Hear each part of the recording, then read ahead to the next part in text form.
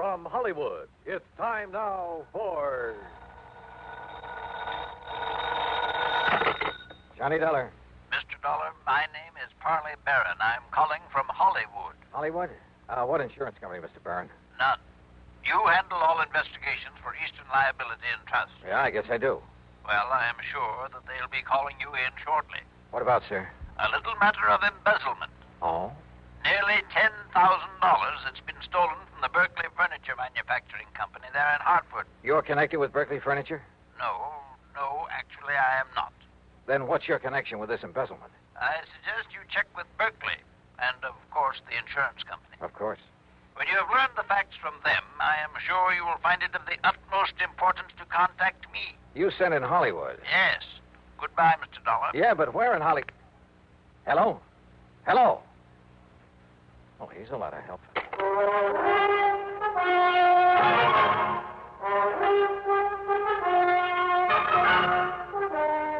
Bob Bailey in the exciting adventures of the man with the action-packed expense account, America's fabulous freelance insurance investigator. Yours truly, Johnny Dollar.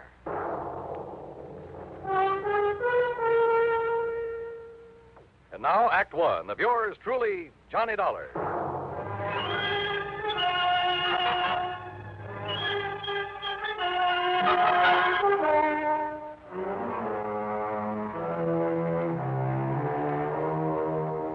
Expense account submitted by Special Investigator Johnny Dollar to the Eastern Liability and Trust Company, Home Office, Hartford, Connecticut. Following is an account of expenses incurred during my investigation of the Hollywood mystery matter. Expense account item 1, 10 cents for a phone call to Hal Speidel, who's my regular contact at Eastern Liability and Trust. Well, hi, Johnny. Nice to talk to you again. Yeah, nice to talk to you, Hal. Listen, have you received a report of loss from the Berkeley Furniture Manufacturing Company? Well, they're a client of ours, but no. What makes you ask a thing like that? A phone call I just got. They called you direct? Well, somebody did. A man by the name of Oh, Polly. wait a second. Yes, Miss Turner. Who? Hold everything, Johnny. I'm holding. Hey, what did you say? When? Well, find out how much. Johnny. Yeah? You've got an assignment, boy, and it's Berkeley Furniture Manufacturing Company. Embezzlement? Yes. 10,000? But how you found out about it? Listen, they just found out about it themselves, so get on over there and see what goes, will you? Hal, will do.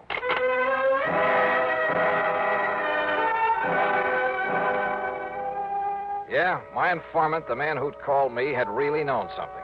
But how to locate him? Item 2, $1.45 taxi to the Berkeley plant on the northwest edge of town. It's a small company, but an old one. When I flashed my credentials to the receptionist, I was immediately shown into the office of the high and mighty himself. Well, I must say your insurance company acts very promptly, Mr. Dollar. Sit down, sir. Thanks, Mr. Berkeley. I'll get straight to the point, sir. We've suffered a considerable loss. Yeah, so I understand from Hal Speidel at Eastern Liability and Trust. $10,000, wasn't it? Oh, yes, nearly $10,000. But I don't recall mentioning the amount to Mr. Speidel. In any event, Mr. Dollar, what I want is that money back. I don't care what you do with the thief. All right, have you any idea who took it, Mr. Berkeley? I certainly have. The ungrateful... Who, sir? One of our bookkeepers, a gentleman who has been with the company over 30 years. What are you smiling about, Mr. Dollar? Well, he's stolen this money from you, but you still call him a gentleman. Because I always thought he was. Did his job, never complained. That's your measure of a gentleman, huh? Eh? What's that? How much money did he earn, Mr. Berkeley? $65 a week. What difference does it make? Just wondered. An old man living alone was plenty for him. Unless, of course, he was gambling, something like that. Gambling? Him? Of course not. He never had enough money. Trouble at home, maybe? Is he married? No. He'd never be able to support a wife. After 30 years with your company? I paid him as much as I thought he was worth. Yeah? Or as little as you thought you could get away with? That is really no concern of yours. Return of the money is. All right. Where does he live, Mr. Berkeley? In a small apartment on the north side of town. And when did you last see him? Yesterday morning. Said he had to see his doctor in the afternoon. Yes, it's against my usual practice, but I let him off. Mm-hmm. But, of course, you decided to dock his pay. Naturally. I have to keep discipline in a place like this. Oh, sure. And this morning, when I opened the safe, I discovered that the money was missing. $9,984.75. The cash that we had on hand for emergencies. I also discovered that he hadn't come to the office. So I phoned his apartment. And? I learned that our respected gentleman bookkeeper left town yesterday afternoon, bag and baggage. That doesn't necessarily mean that he took the money. I'd like to know why not. Well, was he the only one who had access to the safe? Of course not. All of the bookkeepers have. How many of them? Others, I mean. 3. But you think for 1 minute they'd dare take that money and then come back here and face me? Maybe you got a point there. What? Have you notified the police of this loss? No. I prefer that the whole thing be kept as quiet as possible for the sake of my company's reputation. Please, remember that, sir. Whatever you say, Mr. Berkeley. That's why I have no desire to prosecute him, why I'll refuse to even file charges, as long as I get the money back. Yeah. Now, what's his address? 11231 North Maple Street. 11231. But as I told you, he isn't there. He's left town. Yeah, you told me. How old a man is he? In his 60s. But what difference does that make? Oh, and Mr. Dollar. Yeah? Just how did you happen to know about this so soon? I mean the amount that was stolen. From somebody who called me on the phone. Oh? Somebody who apparently knew a good deal about it. If I can locate him, get in touch with him, he can probably be a lot of help in running down this Come to think of it, you haven't told me what his name is. The bookkeeper? The embezzler? Yeah. Barron, sir. What? Yes. Parley Barron.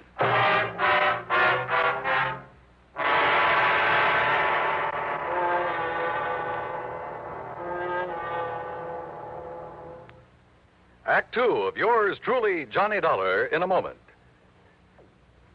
And now, Act 2 of yours truly, Johnny Dollar, and the Hollywood Mystery Matter.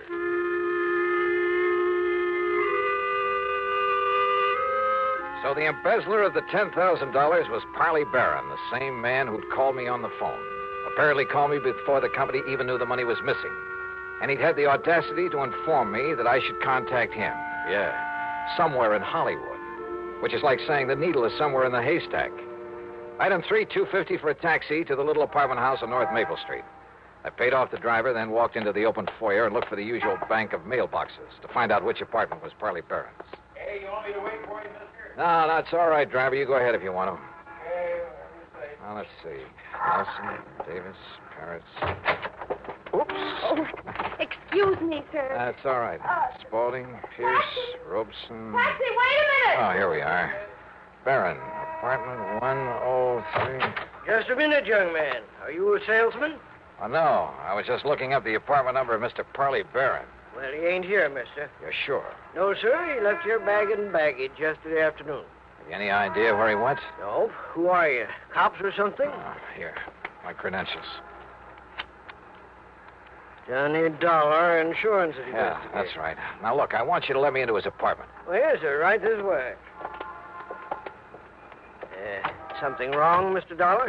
Just a routine investigation. No. Well, I was sure he'd done nothing wrong. Oh, why do you say that? Why, nice, quiet old man like him, why should he? Only excitement he ever has is when his niece comes to visit with him. His niece? Yes, sir. Name's Virginia. Jenny Lockhart. Wonderful girl. Sort of drops in here to look after him once in a while, cook him a good meal. Now, here we are.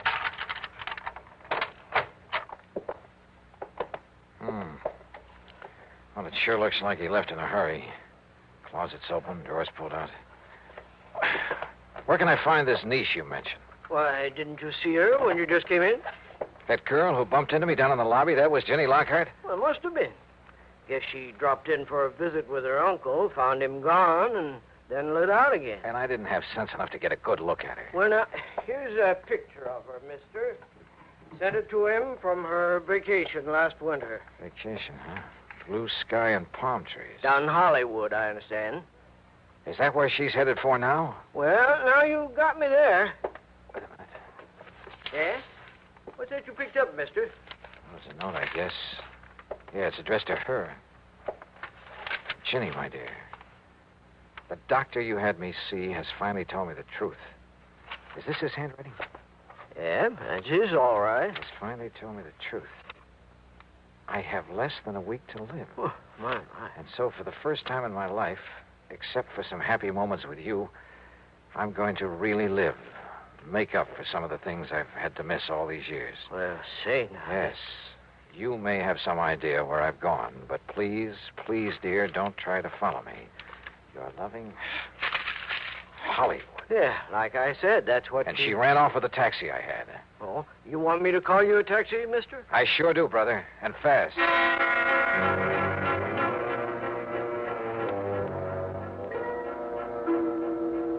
Item 4, $7.50 for a trip to the airport that should have got the cabbie locked up for life.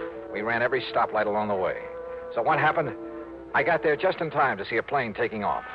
And the man at the ticket counter politely informed me that Virginia Lockhart was among the passengers headed for New York. And where would she go from there? Hollywood. I'd bet my last nickel on it. Yeah, and she could lead me to the man I was after. I checked the schedules of all the airlines leaving New York. If I took the next plane out of Hartford, I could barely make a flight out of New York to the West Coast. In other words, Hollywood. Item 5, $162.80 for a through ticket. When we arrived in New York, where I had only seconds to change planes, I was the first one off. And then I saw her. She was boarding a plane from another ramp. By breaking a couple of records for the 100-yard dash and pulling my way through the gate, I managed to climb aboard just as the doors were being closed. A quick flash at my credentials kept the stewardess from throwing me off, and in a couple of minutes we were airborne. Now, I guess we'd better make some arrangement about your ticket, sir. Tickets? Yes, sir. Oh, no, here, I already have it. Here you are. Oh, thank you. I'll just... Mr. Dollar? Yeah? I'm sorry, but this ticket is for Los Angeles. Well, sure, that's where I'm going. Well, not on this plane, I'm afraid. This is a non-stop flight to Miami. What? Yes, sir. Miami, Florida. Act 3 of yours truly, Johnny Dollar, in a moment. Now, Act 3 of yours truly, Johnny Dollar, and the Hollywood Mystery Matter. Wait a minute. This plane is headed for Florida? Yes, sir. Non-stop flight to Miami. But I thought this was... Look, I gotta get to Los Angeles, to Hollywood. I'm sorry, Mr. Dollar. Oh, not half as sorry as I am. So what do I do now? Well, I'm afraid there isn't much you can do. So why don't you go up in the cabin where there's one extra seat and, well, just relax and enjoy it. Okay, miss. Great. I'd been so sure it was Virginia Lockhart I'd seen climb aboard this plane, that she'd lead me to her uncle in Hollywood, to wherever he was in Hollywood. So what happened? I was stuck aboard a plane to Miami. All right, I took the advice of the stewardess and walked forward into the cabin to find a seat. And for once, luck was with me. The one vacant seat in that whole plane was right next to, yeah, you guessed it, to Ginny Lockhart. But why Miami? Could she possibly know that I was on the trail of Parley Barron? Was this a trick to lead me off his trail? I decided there was only one thing to do, play it like I hadn't the least idea in the world who she was, and at the same time, see if I could learn anything from her. As long as we're seatmates on this trip, we may as well know each other. My name's Johnny.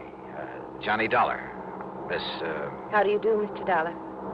Be kind of nice to get on down south and away from all the snow and cold, won't it? Would you like some champagne? I understand all I have to do is flag down the stewardess and she'll be... how about it? No. Thank you. Well, excuse me for saying so, but you look worried about something. I'm sure it wouldn't interest you. No, maybe not. But, sometimes it does a lot of good to cry on somebody's shoulder, and since we'll probably never see each other again after this trip, and, well, I have a good broad shoulder. Thank you, but it's not necessary. Oh, sorry, I didn't mean to.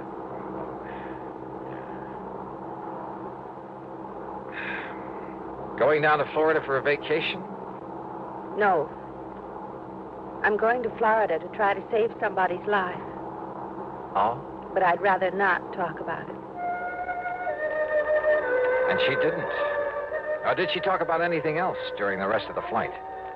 As we came into Miami, I decided the only thing I could do was transfer to a plane for Los Angeles and hope for the best. But she was my only real lead to Parley Barron. And if I left her here and went on to Hollywood... So I changed my mind. I decided to stay with her. Item 6, $9 even for a taxi that followed hers out of Miami Airport, then headed north. And where do we end up? Hollywood. Hollywood, Florida. Hollywood by the sea. And the Diplomat Hotel. I watched her make inquiries at the desk, heard the clerk tell her room 716. I managed to get an elevator before she did. By the time she reached the door of 716 and raised her hand to knock, I was standing right beside her. Mr. Johnny Dollar, what are you doing here? I've been following you, Ginny, Why? to find your uncle, Parley Barron, who stole $10,000 from the company he was working for. He what? Yeah. And unless I'm all wet, this is the door to his suite. You say he stole... I found the note stole... he'd written to you, Ginny, back at his apartment in Hartford. Mr. Dollar, Johnny... Yeah, and it all ties up, including his phone call to me. It was to make me think he was headed for Hollywood, California, to throw me off, give him time. Please listen to me. He said that for once in his life, for the few remaining days of it, he was really going to live it up. So he came here, to the Hollywood that you told him about. Came here for one last desperate, glorious fling. Listen, that's what he thought. But don't you see... And the more I've thought about that crummy, penny-pinching outfit that he worked for 30 miserable years, the more I hated this assignment. Hated the thought of having to deprive that poor old man of this one last chance to get some fun out of life. Because all I know about him is that he's a decent sort who's been taken advantage of. He's a wonderful man. And he's been a good man all his life. Jenny, don't you see? Unless I get him return the $10,000 to his firm... Johnny, listen. He can't have spent $10,000, and I'll make up the rest. Sorry, Jenny. You're not the police. You're not the law. But I have a job to do. Does that dirty old company want the money? Or does it want him? Johnny? For the sake of my company's reputation, that's why I have no desire to prosecute him. Why I'll refuse to even file charges, as long as I get the money back. Johnny, if I give you enough to take the $10,000 back to them? Okay, Jenny, it's a deal. Oh, thank you. I'm awfully glad. And because of something else, Johnny. Oh? The reason why I was looking for him. What do you mean? The new doctor I'd had him go to a couple of weeks ago, my doctor. He gave him a lot of tests. Then Uncle went back to see him yesterday afternoon. Yes, I understand. It was to find out the result of the tests, and the doctor told him wrong. The lab reports had got mixed up. You mean that he isn't going to die? No. And the doctor tried to call him, but couldn't reach him, so he called me. That's why I went to his apartment. But he'd left, so I came down here to try to find him. I tried to tell you, Johnny, because... Well, don't you see he's going to be all right? Well, then, Jenny, I guess that leaves only one more thing to be done. What, Johnny? Tell him the good news.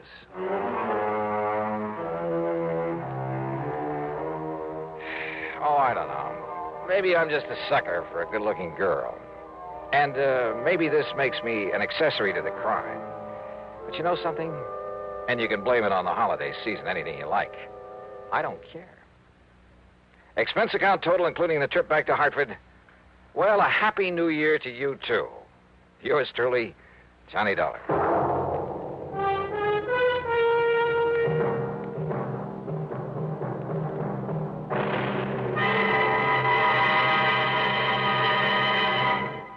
Our star will return in just a moment. Because of another adventure in Hollywood, Florida. But that one you'll have to read about in the February issue of Harper's Bazaar. It's just out, so grab a copy, will you? Yours truly, Johnny Dollar.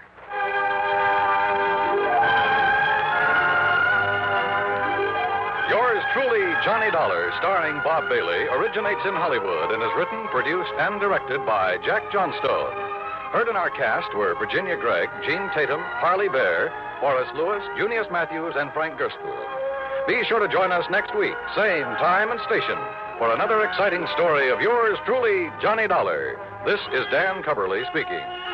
Gunsmoke rises today on the CBS Radio Network.